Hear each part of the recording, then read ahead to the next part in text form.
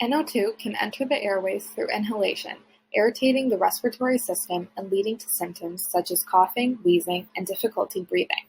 It can then induce airway inflammation and hyperresponsiveness, which are two features associated with asthma. So, should the Smiths be concerned about moving to Westdale? Overall, the level of exposure in the community can be determined using a few factors.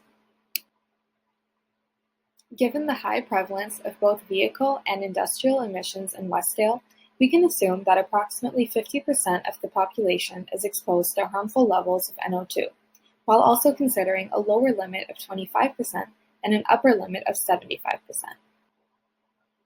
If 50% of the population is exposed, this gives us approximately 14,925 residents exposed to harmful levels of NO2. A previous study on the link between NO2 exposure and the development of asthma reported a relative risk of 1.2 for every parts per billion ppb increase in NO2 concentrations. This essentially means that individuals exposed to concentrations of NO2 have a 26% higher chance of developing asthma than a non-exposed individual, which is approximately 1,280 individuals in Westdale.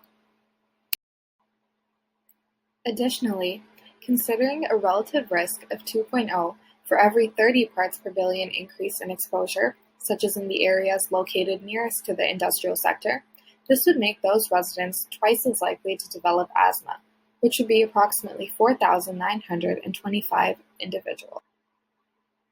Therefore, given its relatively low surface area but high population density, Westdale's population is put at an increased level of exposure to this hazard and can suffer from the detrimental impacts of prolonged exposure to NO2, specifically developing asthma.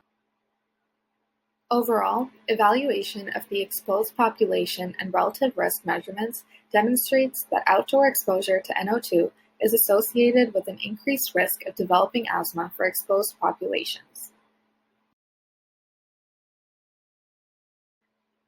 Code Red reported that the lifetime risk of developing asthma and lung diseases for individuals who live near industrial sectors is equivalent to smoking a pack of cigarettes a day. Given this, the Smith family really should consider other risk factors that might further increase their risk of asthma, given the relatively high level of exposure they'll face living in Westdale.